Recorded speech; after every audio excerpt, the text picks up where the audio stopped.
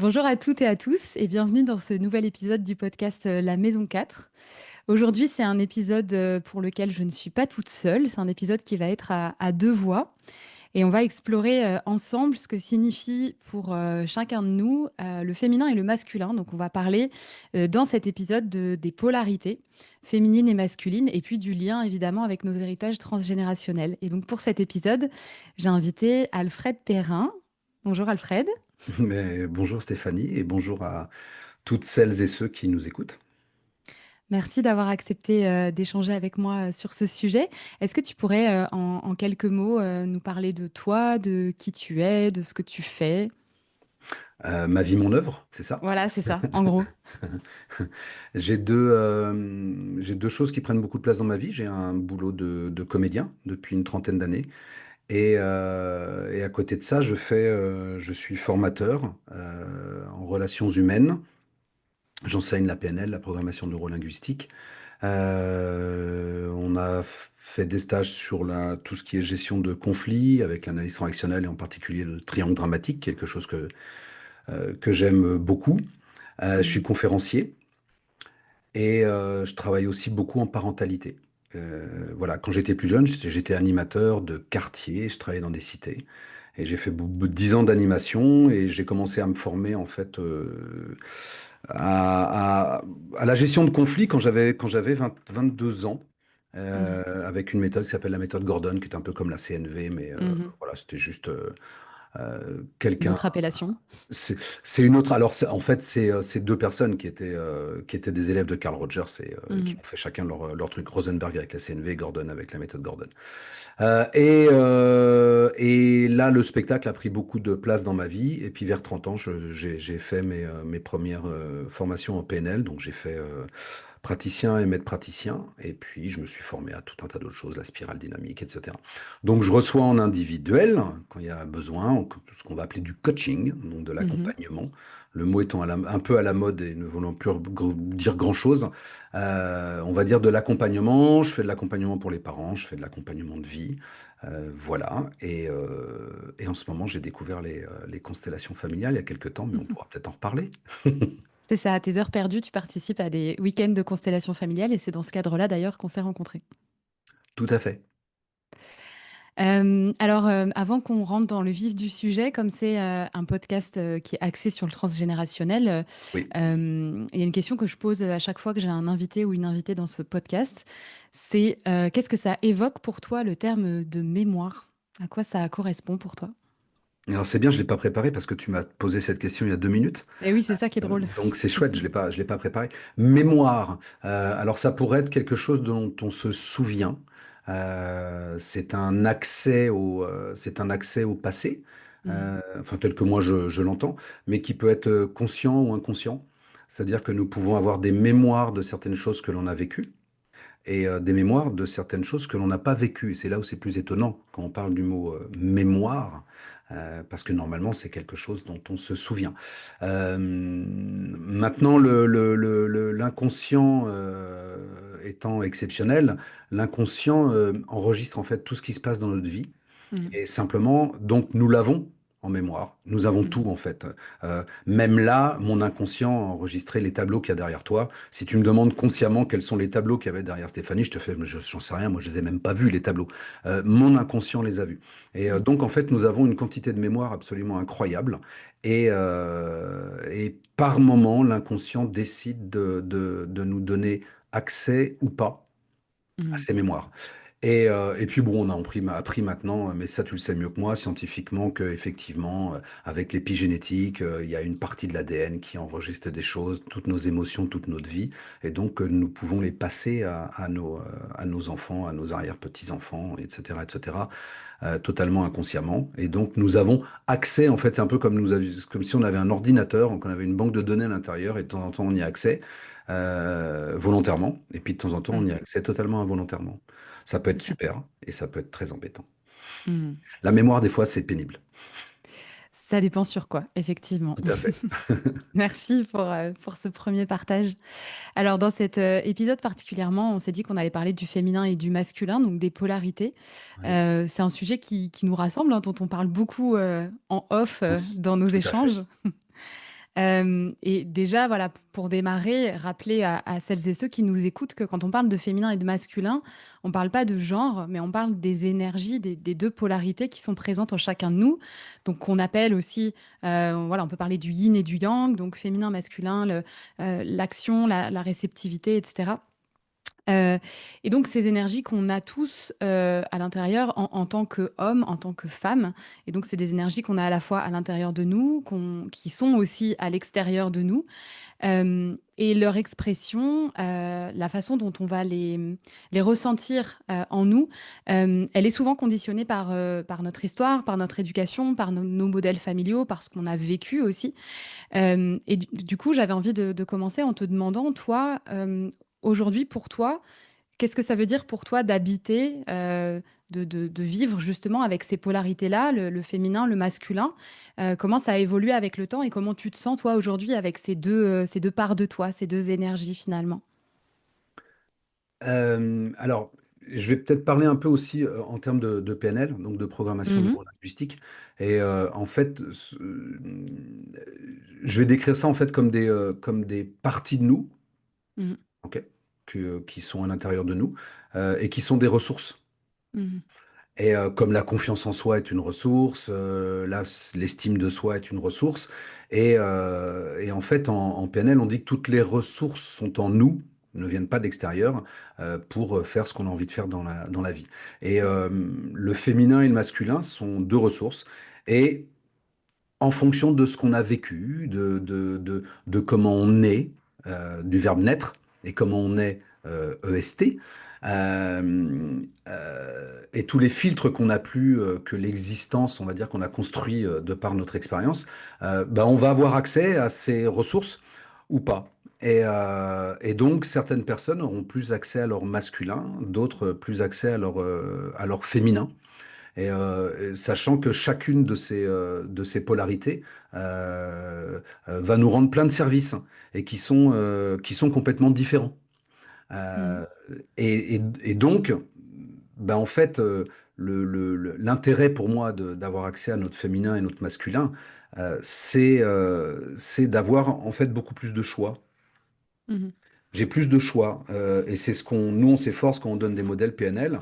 La PNL, c'est un modèle de choix. C'est quand on enseigne la PNL à des gens, c'est pour qu'ils aient plus de choix, pas forcément qu'ils changent. Parce que mhm, ça, on me l'avait dit, ouais, mais avec tous tes machins, après, on n'est plus soi-même. Non, non, c'est pas vrai. Si toute ma vie, j'ai eu une fourchette dans la main, c'est super, je sais me servir de la fourchette. Le jour où on me donne de la soupe, je suis un peu embêté. Donc, qu'est-ce mhm, que je fais? Je mange pas de soupe.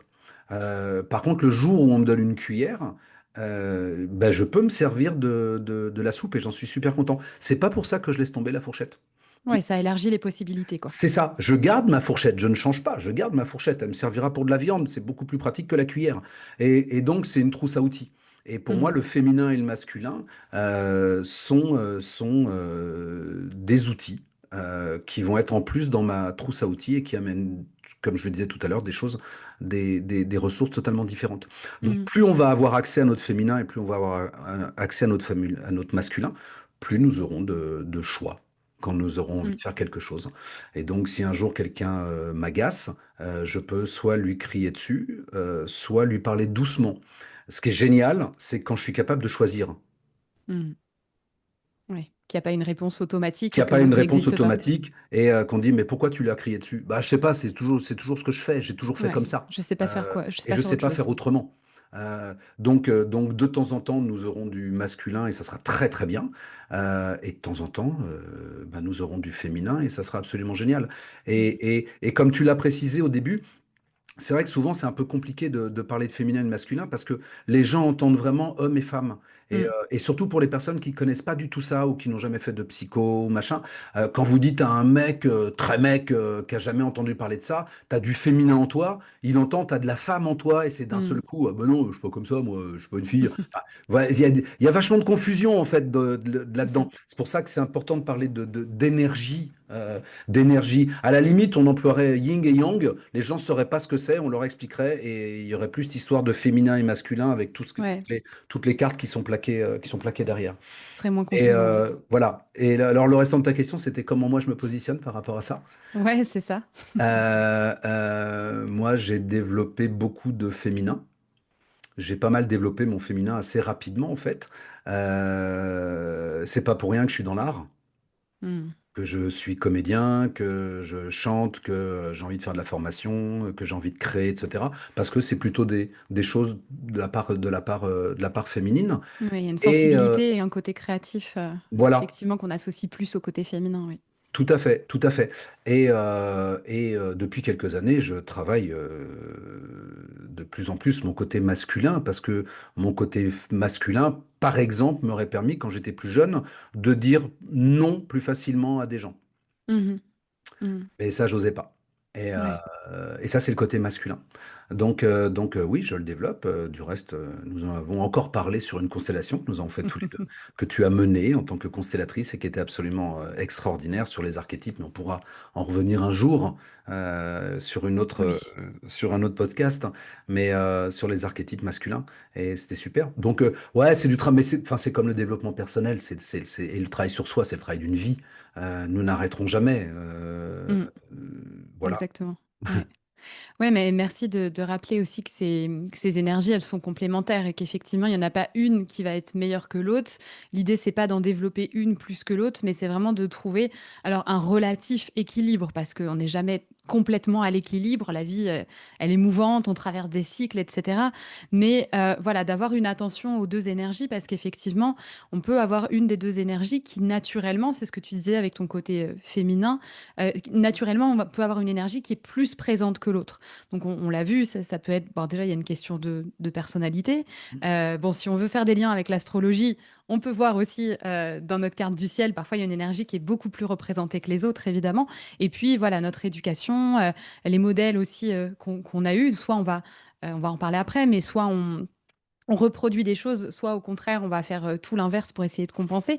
Donc, on peut avoir naturellement une énergie plus présente que l'autre. Et du coup, c'est rigolo parce que moi, c'est le côté masculin qui, pour le coup, a été très, très présent très longtemps dans ma vie. Mais voilà, aussi avec les modèles que j'ai eus. J'en parlerai sans doute tout à l'heure. Et du coup, voilà, quand il y a une énergie qui est surreprésentée d'une certaine manière, bah, c'est comment je vais faire la place à l'autre pour revenir à un certain équilibre, parce qu'effectivement, j'ai besoin des deux. Et comme tu disais tout à l'heure, le masculin, c'est celui qui va permettre de poser les limites. Donc si, entre autres, il fait plein d'autres choses, mais entre autres, il nous sert à ça, le masculin.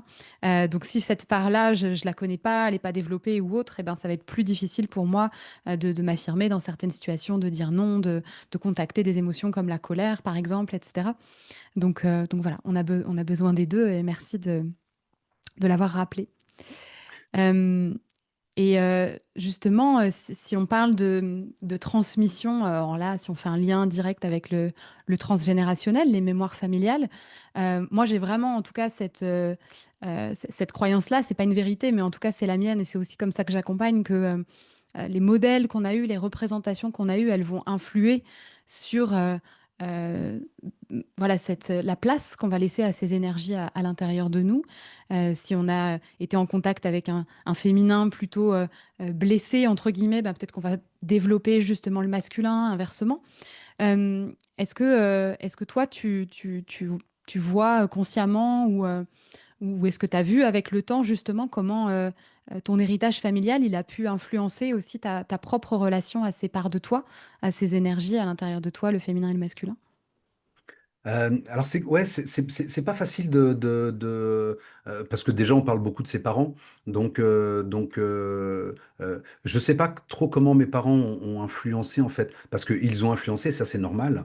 Euh, Mhm. Si vous avez, je sais pas, deux parents qui ont beaucoup de féminin, donc qui vont être dans le calme, dans la discussion, etc. Ben, vous avez des chances d'avoir un enfant on grandit par imitation, hein, Mhm. faut pas se le cacher. Après, je pense qu'il y a des choses innées aussi. Il y a le tempérament. Ouais. Alors, on se pose toujours la question à qui ou inné, j'en sais rien. Pour moi, c'est le tempérament, c'est de l'inné. En tout cas, je pense qu'il y a une part. On vient avec quelque chose. Mais on va imiter les parents. Mhm. On va beaucoup imiter les parents, surtout une fois qu'on a fini la phase du non-non, où on se révolte contre eux. Et c'est là où vont aussi grandir le part de féminin ou de masculin.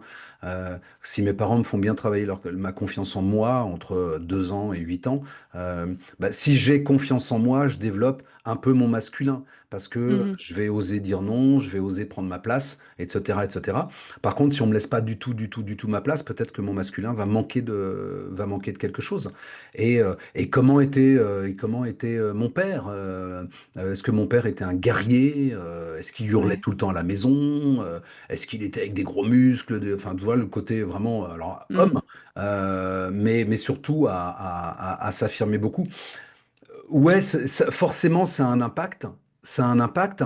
Après, quand je deviens ado, qu'est-ce que je choisis? Est-ce que je choisis un peu de me rebeller? Est-ce que je choisis de continuer à suivre?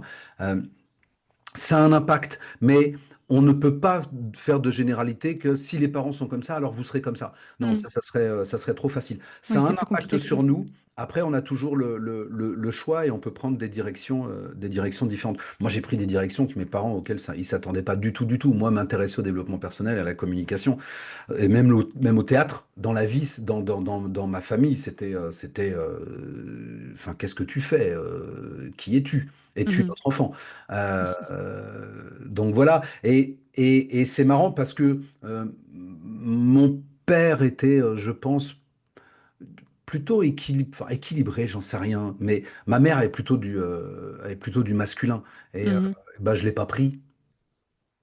Je l'ai pas Mhm. vraiment pris. J'ai pris ses peurs, par contre, ça et ses angoisses. Ça, elle me les a filées. J'ai mis du temps et je continue à travailler dessus. Ça, je les ai bien eu, les angoisses de ma mère.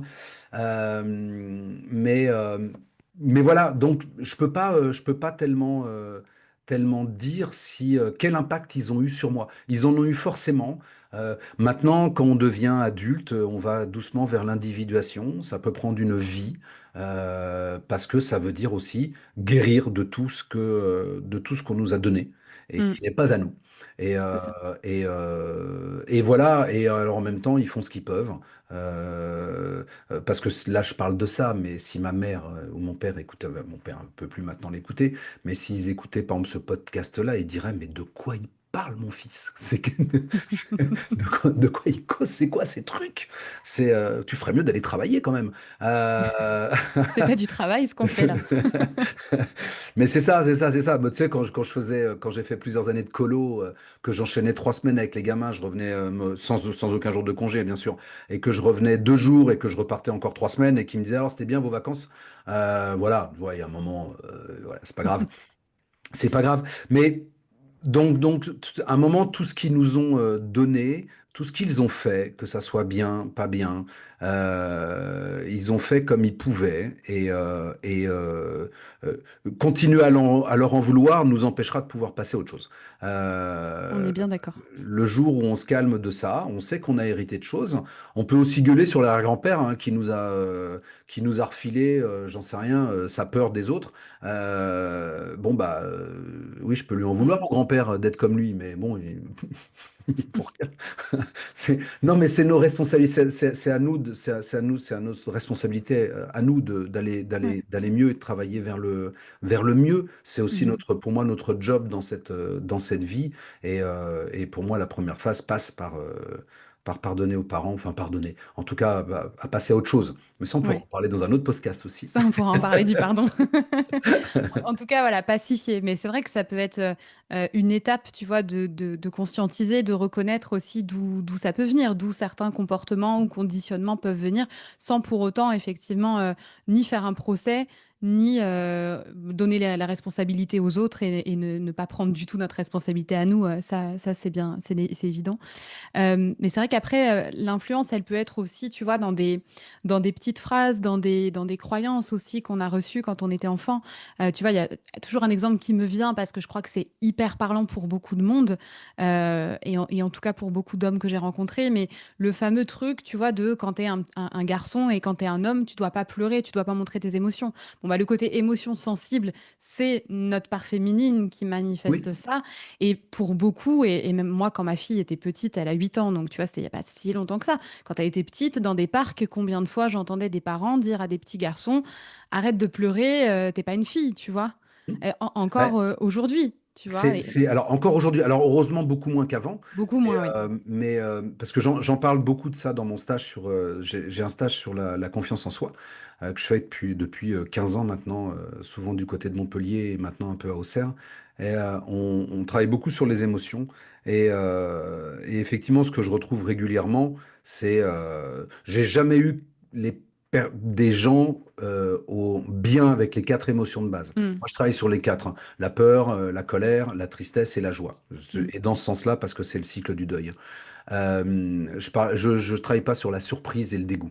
Il y a des psychologues qui disent qu'il y a ces six émotions de base. Moi, je travaille sur Ouais, les c'est quatre. c'est des Euh, émotions sociales après.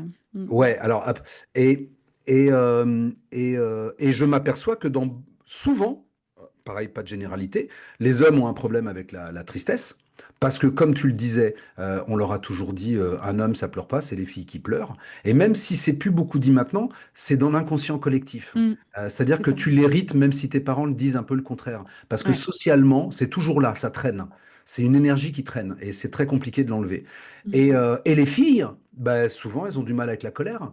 Parce que les mamans disaient souvent, c'est pas joli une petite fille en colère, hein. Ouais, c'est pas beau de se mettre en colère. C'est pas beau de se mettre en colère, tu vois. Donc voilà, donc on en fait des croyances qui deviennent les nôtres, qui sont des croyances des parents, mais parce qu'ils ont été élevés comme ça. Mm. Et que le développement personnel, c'était pas forcément ce qu'on faisait le plus. Enfin, je veux dire, tout ça, c'est complètement nouveau, ça a à peine un siècle, hein. Ouais. Ouais. Donc, sur l'histoire de l'humanité, faire du coaching, de la psychanalyse, de la psycho, c'est tout nouveau. Mm. Donc on est happé par ça. Et on peut relier, donc, comme tu le disais, les émotions au masculin et au féminin, Mm. les répartir un petit peu dans le masculin et le féminin. Et comme moi, je travaille sur le fait que quand on n'arrive pas à contacter une émotion, voir ce que ça va engendrer comme conséquence, quelqu'un qui ne capte pas sa colère aura beaucoup de mal à dire non. Mm. Quelqu'un qui ne capte pas sa tristesse aura beaucoup de mal à passer à autre chose, parce que c'est la fonction de la tristesse. Et les gens confondent souvent beaucoup en fait, la façon dont je vais exprimer la colère avec l'émotion. C'est-à-dire, je peux Mhm. très bien te dire non, Stéphanie, je te prêterai pas ma voiture ce soir parce que la semaine dernière, tu me l'as cassée déjà, donc je te la prêterai pas. Mais si j'arrive à te dire non, c'est parce que j'ai de la colère derrière moi. Mais je peux le dire très, très tranquillement. Et les gens, donc, souvent confondent l'émotion et la façon dont on Ouais. va l'exprimer. Et donc, bah, si on ne connaît pas une des émotions, il y a beaucoup de choses qu'on saura moins bien faire, comme le féminin et le masculin. Quelqu'un qui a trop de féminin risque d'être dans l'hypersensibilité, l'indécision, le manque Mm. de cadre. Et quelqu'un qui va être beaucoup trop dans le masculin sera plutôt dans la rigidité, dans le contrôle, dans la déconnexion émotionnelle. Mhm. Donc, encore une fois, c'est retrouvons toutes ces ressources Ouais. qui vont nous permettre, encore une fois, de faire un équilibre. Mm, Et, mm. l'équilibre entre le masculin et le féminin, quand il est trouvé, ça nous ouvre à quelque chose dont on a parlé tout à l'heure, on en parlera peut-être un jour plus tard, Mhm. mais une nouvelle puissance et un ancrage qui nous permettra de nous tenir vraiment droit. Parce que sinon, on balance toujours un peu d'un côté. C'est ça, d'un Euh, pied sur l'autre. je vais à droite, je vais à gauche. Tiens, c'est marrant, j'ai toujours mal au genou gauche et à chaque fois que je me fais mal, c'est du côté gauche. Ah, c'est le côté féminin. Ça veut pas dire que, c'est peut-être la malchance, mais Mais on c'est peut, intéressant à noter. on peut toujours c'est intéressant. Les récurrences sont toujours intéressantes à noter. Mm. Pas de lecture de pensée, pas d'interprétation Ça, sauvage. ça n'en fait pas une vérité, mais c'est Voilà, intéressant. mais c'est intéressant de noter quand on Mm. commence à y avoir des récurrences. Les récurrences sont intéressantes. Et c'est vrai que rééquilibrer ces énergies, ces polarités à l'intérieur de nous, retrouver ces ressources, comme tu les appelles, si je fais, je reviens un petit peu sur le transgénérationnel, parce que c'est aussi le cœur de ce podcast, mais Oui, parfois ça va être effectivement choisir de faire différemment des modèles qu'on a eus, Et parfois, ça va être aussi accepter d'être déloyal quelque part, en tout cas déposer des loyautés dans ma famille, la représentation du féminin ou du masculin, elle est comme ça. Donc moi, je dois faire pareil. Et ça, enfin voilà, moi, des constellations là-dessus sur le féminin et le masculin dans les lignées, j'en ai fait pléthore jusqu'à aujourd'hui. Et c'est vrai que j'ai plein d'exemples là en tête de fois où ça peut être difficile aussi de choisir de faire différemment. Tu vois, moi, je me souviens d'une constellation qui en plus fait un bel effet miroir à mon histoire. Donc forcément, ça m'a parlé. Mais où, voilà, les femmes, on avait positionné différentes femmes de la lignée. Et toutes les femmes, en fait, étaient des femmes justement très rigides, très dures, très froides, tu vois. Même visuellement et physiquement, elles étaient immobiles, quoi, tu vois, dans la constellation. Elles étaient ancrées, les deux pieds bien dans la terre, mais à plus pouvoir bouger, en fait. Donc, dans une forme aussi de contrôle, etc. Et du coup, en tant que petite fille ou arrière-petite fille ou fille, de se dire, ben, moi, aujourd'hui, je souhaite faire de la place. Alors, certes, j'honore cette énergie masculine que vous m'avez transmise, cette force, ce courage, tout ce que tu veux, toutes les qualités du masculin qui étaient portées par les femmes, du coup. Mais je choisis aussi aujourd'hui de faire la place à l'énergie féminine, à l'énergie du recevoir, à une forme de fluidité, ouais, voilà, d'accepter en fait ce qui vient plutôt que d'être tout le temps dans donner, tenir, porter. Et ça, parfois, ça peut avoir l'air facile comme ça, tu vois, on peut se dire, bah oui, bah, il suffit de faire le choix. Mais quand il y a une loyauté derrière, quand il y a une Oui. transmission comme ça, de génération en génération, c'est pas forcément évident de faire différemment. Et surtout, ça invite, comme tu disais, à retrouver les ressources à l'intérieur de moi. Parce qu'à l'extérieur, je sais pas comment on fait, j'ai pas vu en fait. On m'a pas montré, tu vois. Donc c'est vraiment d'aller puiser aussi à l'intérieur pour retrouver ce féminin, quoi. Mais en fait, en prendre conscience, c'est la première étape. Mm, Une fois qu'on le sait, déjà, c'est super. Ouais, ok. A priori, je m'aperçois que ma lignée, il y a ça qui m'est transmis. Donc, c'est une bonne prise de conscience. Mais quelquefois, ça va suffire mm, pour casser le ouais. schéma. Et quelquefois, ça suffira pas. Il faudra aller plus loin. Moi, je me souviens d'une amie qui me disait toujours, moi, j'ai toujours du mal à gagner de l'argent, etc. Mm, Et, euh, et pourtant, super compétente dans tout ce qui est fait, mais il y a toujours ce truc de je galère avec l'argent. Et en fait, sa grand-mère est arrivée en France d'un pays de l'Est et avait été femme de chambre. mm, Et voilà, et elle a fait sa vie ça. Après, elle était devenue responsable, etc. Mais voilà, c'était. Et en fait, on s'est aperçu en faisant un exercice, en discutant avec elle, qu'il y avait une espèce de fidélité à ça. Je peux pas mm. gagner de l'argent, beaucoup d'argent. Je peux pas être riche, sinon je trahis le côté pauvre, prolétaire Ouais, de mes ancêtres qui, dans les pays de l'Est, était pauvre, etc., et qui est venue et qui a été femme de chambre, etc. Et donc, si je deviens riche, je trahis ma grand-mère. Et ouais. ça, quand on lui dit, ça l'avait touché, mais consciemment, elle te dit, mais non, mais moi j'ai envie de gagner de l'argent, ça me pose aucun problème. Mais ça, c'est ce que dit le cerveau. Mais ce que dit la loyauté à l'intérieur, c'est Mm, non, t'as pas le droit. Et donc, ouais, il y a ce truc, même si on n'en est pas conscient, qui est toujours derrière nous et qui fait non, t'as pas le droit, non, t'as pas le droit, non, t'as pas le droit. Et ouais, donc, c'est ça. j'ai beau avoir envie de gagner de l'argent, si inconsciemment, je suis toujours fidèle, loyal, Mm. je peux pas gagner de l'argent. Ouais, c'est ça. Il y a un truc qui est pas aligné entre le conscient et l'inconscient, et donc Tout à ça fait. fonctionne pas, quoi. Et puis, tu vois, sur cet exemple aussi de l'argent, le féminin, c'est vraiment l'énergie de recevoir aussi. Donc, recevoir de l'autre et recevoir aussi en termes d'abondance, en termes financiers aussi. Donc, c'est toujours intéressant de ramener aussi à cet équilibre des polarités, même sur des blocages qui nous semblent pas forcément en lien.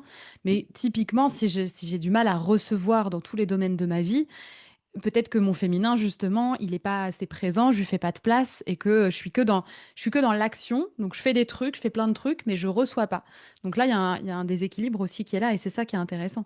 Et on peut faire le lien aussi avec la symbolique. Tu vois, en transgénérationnel, on parle beaucoup de la symbolique de la figure maternelle et de la figure paternelle. Ce qui veut pas dire que la figure maternelle, elle est que féminine et elle a que l'énergie féminine et que le père, il a que l'énergie masculine.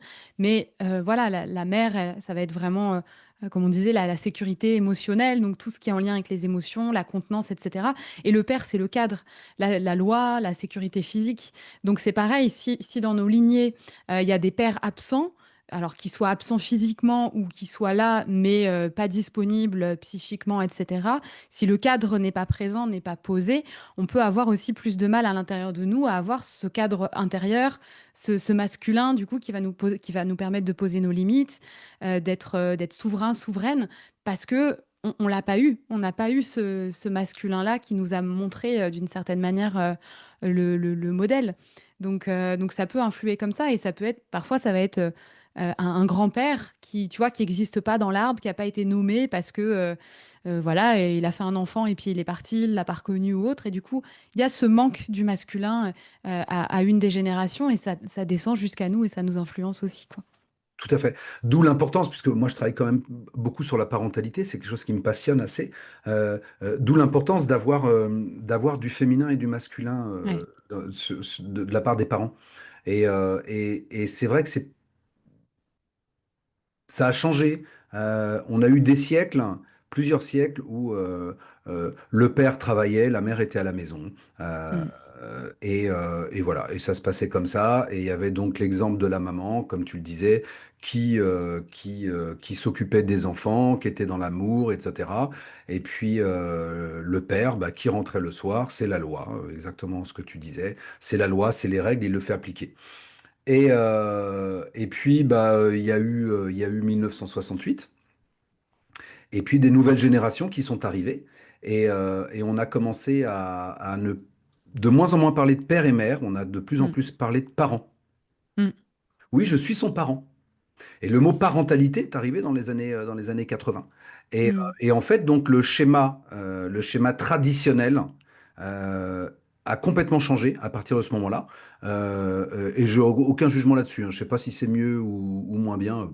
J'en sais rien du tout. De toute façon, c'est encore tout nouveau pour nous. Et on a de plus en plus de femmes qui travaillent. Et et moi, je vois autour de moi, en tout cas des gens que j'ai eu en coaching, où d'un seul coup, le papa rentre le soir tard, il culpabilise de rentrer tard, donc en fait, il a envie de jouer avec les enfants et il a pas du tout. Il me dit non, mais moi je rentre le soir, c'est pas pour leur dire, c'est pas pour les rappeler à la loi, quoi, c'est pas pour les engueuler. Donc, mais donc, il fallait bien que quelqu'un le fasse. Et donc Ouais. la femme, elle, qui, par exemple, c'est un exemple que je donne, c'est pas une généralité, bien évidemment, mais la femme qui travaille aussi, mais qui rentrait plus tôt, aller chercher les enfants, donc jouer le rôle de mère, mais jouer le rôle aussi de je dois poser la loi. Parce que si jamais il n'y en a aucun des deux qui la pose, Mm. et qu'on se retrouve qu'avec du féminin, c'est problématique. Et si on se Ouais, retrouve qu'avec du masculin, c'est problématique. bien sûr. Donc, je ne pense pas une question d'homme ou de femme. Mm, C'est vraiment une question d'énergie masculine et d'énergie féminine. Et l'enfant a besoin de ces deux-là. Et mm, alors, si en plus, après, il y a le transgénérationnel qui se met derrière, nous pouvons voir ô combien c'est complexe, mm. de toute façon, d'élever un enfant et plus tard Ça, de c'est régler sûr. nos problèmes. Ça, c'est sûr. Et ouais, ouais, c'est vrai que les modèles ont changé, ont bougé. Et Complètement. c'est ce qui a pu faire aussi que peut-être aujourd'hui, il y a plus de difficultés à retrouver cet équilibre. Enfin, je sais pas non plus, j'en fais pas une généralité, tu vois, c'est un questionnement, mais j'ai l'impression qu'aujourd'hui, quand même, il y a. Alors, dans la sphère peut-être aussi dans laquelle j'évolue, mais il y a beaucoup de personnes qui se posent ces questions-là autour des polarités. Moi, je connais beaucoup de femmes qui, effectivement, tu vois, ont été comme moi beaucoup dans le masculin, puis se sont réouvertes au côté féminin, et qui du coup ont été à un moment donné dans trop de féminin et plus assez de masculin. Enfin, tu vois, il y a une espèce de jeu comme ça, de balance, où finalement c'est difficile de pas être dans un extrême, ni dans l'un ni dans l'autre. Parce que quand tu découvres l'autre côté, tu te dis, ah ouais, ce côté-là, en fait, je l'ai complètement mis de côté, donc je vais y aller à fond. Donc tu ramènes du féminin, et puis bah, le masculin, il est où? Il n'y a plus rien, quoi. Il y a un excès de féminin, et donc moi, j'ai l'impression que c'est vraiment un jeu d'équilibriste, en fait, pour unir ces deux polarités et arriver à cet équilibre qu'on cherche tous, quoi. Mais c'est ça, en tout cas si on le cherche, il y a des gens qui vivront très bien avec trop de masculin et d'autres avec trop de féminin et c'est pas Oui, grave et tout va bien et la vie est belle. C'est pas un problème. C'est encore une fois, mais ça on est bien d'accord là-dessus. On ne doit pas régler son problème avec le féminin et le masculin. On a à le faire si on a envie de le faire. Ouais, Donc, si on sent que ça déséquilibre quelque chose et que ça nous voilà, pose si on problème. sent que ça déséquilibre quelque chose, mais voilà.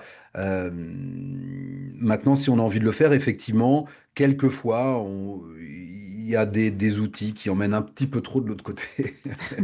Et, c'est tout l'un ou tout l'autre. Et j'aime bien parler toujours de curseur. Euh, Mm, j'ai du mal à dire que des choses sont bien et des choses sont mal, parce que je crois que chaque chose a son utilité. Encore une fois, c'est une question d'équilibre. C'est ce que tu disais. mm, C'est une question d'équilibre.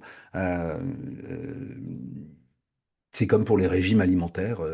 Il n'y a pas il y a pas de vaut mieux être végétarien que carnassier. Vaut mieux, non, vaut mieux rien du tout. Vaut mieux que tu trouves ce qui est bon pour toi et mm, tu seras très heureux comme ça. Voilà, et on peut, je pense, mais toujours cette histoire de curseur, de faire mm, attention à ça. Et, euh, et il est vrai, effectivement, que quand on commence à être bien équilibré sur le masculin et le féminin, et je peux m'en apercevoir au cours de ma longue vie, que ouais, c'est pas mal. C'est pas mal en tout cas, moi, j'ai aimé ça, commencer à essayer de l'équilibrer. Je dis bien essayer parce que c'est dans trois quatre vies, peut-être j'y arriverai. Alors, qu'est-ce que ça amène justement selon toi, ou qu'est-ce que ça peut amener le fait d'avoir ces deux énergies qui coexistent à l'intérieur de façon plus ou moins équilibrée, du coup, avec un curseur presque au milieu? Ben, tu arrives à faire, en fait, enfin, c'est pas ce que j'arrive moi, mais idéalement, je pense que c'est ça vers où j'aimerais arriver. C'est, encore une fois, c'est en fait pouvoir faire ce que tu veux. Mhm. C'est-à-dire, pouvoir faire ce que tu veux, ça veut dire quoi? Ça veut dire que simplement, c'est que le jour où on te fait un cadeau, eh ben, tu le prends.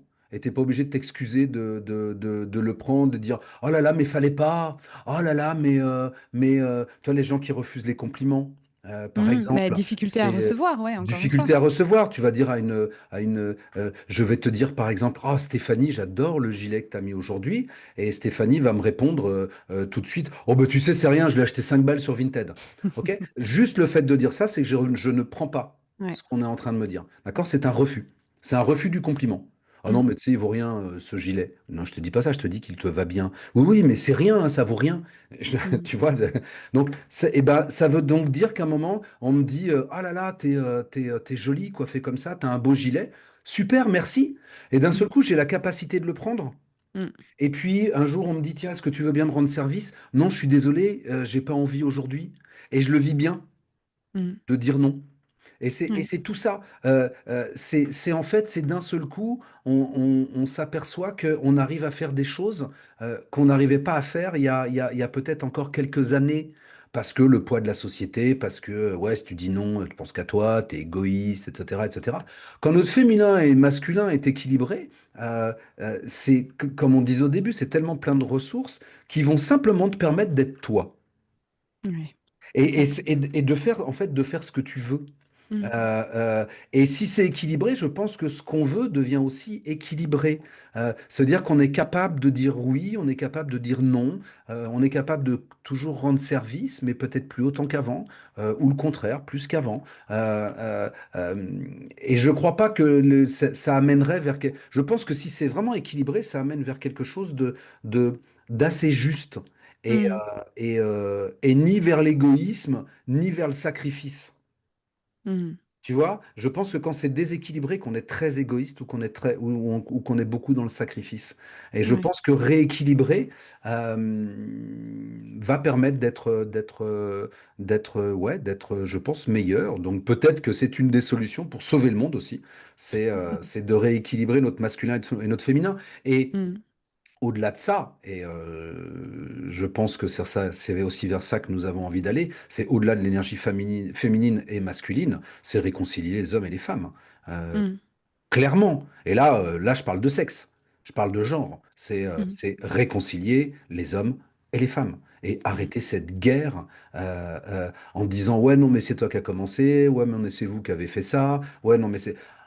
Arrêtez avec c'est vous qui avez fait ça. On a tous plein d'arguments pour dire que c'est plutôt les femmes ou pour dire que c'est plutôt les hommes. Alors effectivement, la généralité est plus dans le patriarcat a fait beaucoup de mal, le patriarcat, mais je crois que c'est les hommes qui ont énormément souffert du patriarcat. Mm. Tu vois, cette obligation d'être un homme, cette obligation, ces derniers siècles, à être fort, à assumer, à aller à la guerre, Mm.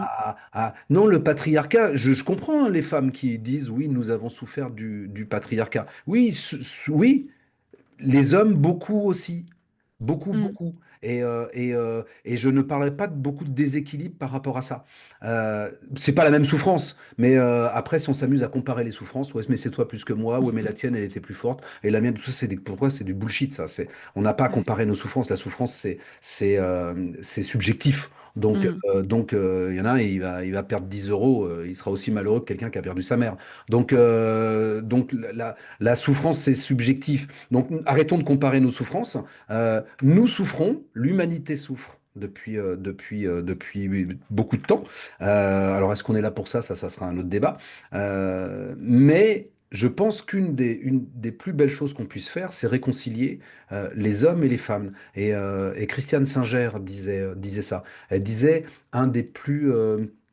j'aurais bien voulu la citer exactement parce que je vais pas redonner sa belle phrase, mais elle disait un des jeux les plus cruels que nous puissions faire, c'est de mettre en opposition l'homme et la femme.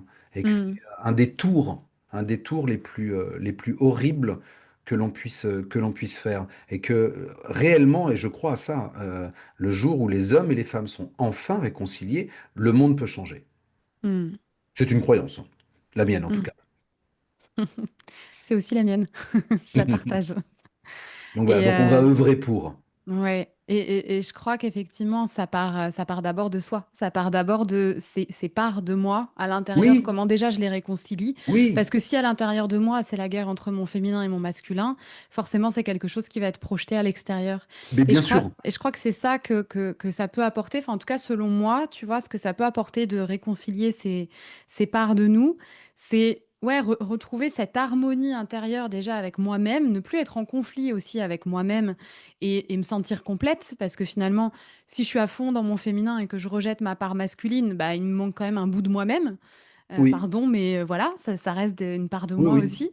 Donc, c'est déjà voilà, de me réunifier en fait à l'intérieur et d'être réunifié à l'intérieur. Pour moi, c'est ça aussi qui, à l'extérieur, change les relations. Parce que forcément, si je me réconcilie avec ces parts de moi à l'intérieur, si j'avais des a priori sur les hommes ou sur, tu vois, ben, ça bouge aussi en fait. Donc, naturellement, déjà à l'intérieur de moi, quand les choses s'harmonisent, à l'extérieur, ça va aussi se répercuter. Donc, je crois que c'est voilà, illusoire aussi de vouloir se dire je veux me réconcilier avec l'homme ou la femme à l'extérieur si à l'intérieur de moi déjà c'est la guerre quoi, tu vois, ça Mais marche c'est, mais pas. c'est exactement comme l'amour. Comment puis-je aimer quelqu'un si je ne Si m'aime je pas m'aime pas. moi-même? Hmm. C'est comment puis-je vraiment l'aimer? Euh, Ouais. non, ça doit passer d'abord par soi. C'est aimons-nous. Et encore une fois, ce n'est pas de l'égoïsme ni de l'égocentrisme. C'est pas quand je dis aimons-nous, c'est pas qu'est-ce que je m'aime, qu'est-ce que je suis. Non, là, on est dans l'égocentrisme. C'est juste un amour pour qui je suis. Et l'amour pour qui je suis, c'est quoi? C'est juste, je suis très bien comme je suis. Et je suis parfait comme je suis. Et je suis pas en train de me dire tous les jours que je suis parfait. Et surtout pas que je suis plus parfait que les autres. C'est plus de l'amour, on est d'accord. Mais l'amour de soi, c'est l'estime de soi, puisque je travaille Hmm. beaucoup sur l'estime et la confiance en soi aussi. C'est l'estime de soi, c'est s'aimer comme on est. Une fois que je suis bien avec moi-même, je suis bien avec les autres. Enfin, je veux Hmm. dire, j'ai rien inventé. Il y en a depuis des siècles et des siècles. Il y a plein de gens hein, très intelligents qui disent ça. Je ne fais moi que répéter. Déjà, les philosophes le disaient en Grèce Hmm. antique. Donc oui, si je suis bien avec moi, je serai bien avec les autres. Et donc, si je suis bien avec mon côté masculin et féminin, je verrai le côté masculin et féminin aussi chez les autres. Parce que quelquefois, c'est pas forcément la femme ou l'homme qui m'agace. Hmm. Ça va être sa part masculine ou sa part féminine. Ouais. C'est-à-dire que c'est à ça que je vais faire une allergie.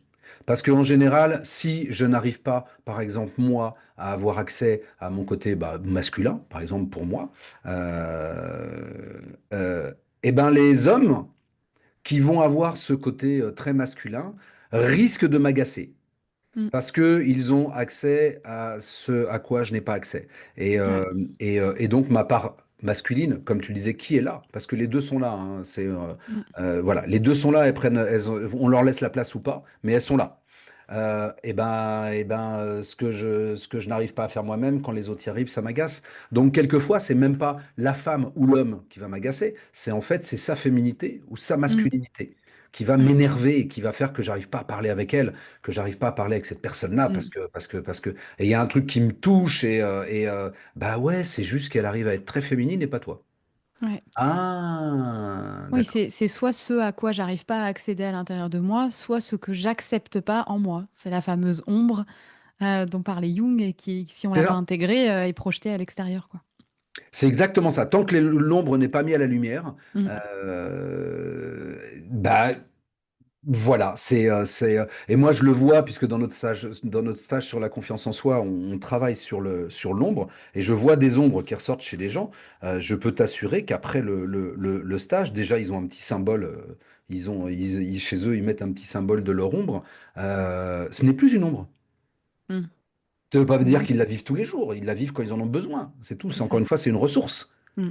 Mais tant que cette ressource elle est au fond de nous et qu'on ne sait pas qu'elle est là, ben, on ne peut pas s'en servir. Ouais, exactement. Et notre féminité, notre masculinité, pardon, c'est exactement pareil. Tant qu'on ne sait pas qu'on en a Mm. une, eh ben, on peut pas s'en servir. Donc les hommes archi masculins, en plus c'est en train de ressortir en ce moment je regardais ça sur des TikTok, des trucs comme ça, où la masculinité est en train de reprendre le dessus là, Mm. avec des testostéronés de la mort. C'est pour moi, c'est une caricature de la masculinité, hein. Et Ouais. Et c'est dommage et je trouve que ça fait mal parce qu'encore une fois, les gens confondent l'énergie et ce que font les gens. Et le Donc quand genre ils aussi. voient Mm. des trucs comme ça, ils disent, ah ben voilà, Voilà les hommes. c'est ça votre masculinité. Non, non, non, c'est pas ça. Ça, c'est juste des gens qui sont pas au clair. Mais c'est pas la masculinité, c'est pas Mm. le côté masculin sacré. Mm. Je veux bien mettre le mot sacré parce que simplement, on parle en rajoutant le sacré, on parle de ce qu'est l'énergie, c'est tout. De la Ça, lumière, de l'énergie. de la lumière et de l'énergie, voilà, c'est le masculin sacré, on va dire que c'est les beaux côtés du masculin et le féminin sacré, c'est tous les beaux côtés du féminin. Dès Les qu'on rentre ressources soutenantes. c'est ça. Et dès qu'on rentre dans les défauts du féminin et dans les défauts du masculin, on n'est plus dans le masculin et le Mm. féminin Mm. sacré. On est dans autre chose. Et Dans c'est les plus une blessures. ressource, ça va être un problème. Ouais. Ça va être un Ouais. problème. C'est un sujet dont on pourrait parler pendant des heures. Oui, oui, oui, oui, Mais il y oui, aura oui, d'autres oui. épisodes, du coup, on va développer ça. Oui, et puis on va en parler bientôt sur un petit atelier dont tu vas parler, j'imagine. Mais oui, on va en parler tout de suite. C'est l'occasion, du coup, cet épisode de podcast, de parler de notre collaboration. Mais oui, ah bon? Et... Ah, t'étais Mais pas au je courant. savais pas. Et d'un premier cercle qu'on va ouvrir, alors en ligne, parce que géographiquement, on n'est pas à côté, toi et moi. Non. Mais en tout cas, On on avait fera des très, on stages avait très bientôt, hein, envie. mais Ouais, on fera des stages, on fera oui, des oui. choses un petit peu plus tard. Mais ouais, on avait très envie déjà de proposer un premier espace. Et donc, on ouvre là et il y aura le lien sous l'épisode de podcast si vous voulez nous rejoindre. On ouvre un cercle mixte, donc un cercle ouvert pour les hommes, pour les femmes, qui aura lieu, le premier en tout cas, aura lieu le 18 juin, Et pour tous les autres, on va préciser aussi. pour euh, tous ceux qui veulent. voilà, pour tous ceux qui veulent venir. C'est On ça. peut pas tout citer parce que voilà, mais pour tout le monde qui veut venir, oui, ça sera ouvert. Donc tu disais Le 18 juin, en ligne ah à oui, 20 h. c'est Ouais, l'appel du cercle. c'est l'appel du cercle. On a appelé ça cercle mixte parce que c'est vrai que, alors pour celles qui me connaissent, moi c'est vrai que je fais des cercles de femmes depuis longtemps déjà. Il y a des cercles d'hommes aussi qui existent. Il y a déjà des cercles mixtes qui existent. Mais voilà, nous on avait vraiment envie d'ouvrir cet espace ouvert à tous, comme tu dis. Et ce sera un espace où on parlera un petit peu plus de ces deux polarités qu'on a évoquées là dans cet épisode.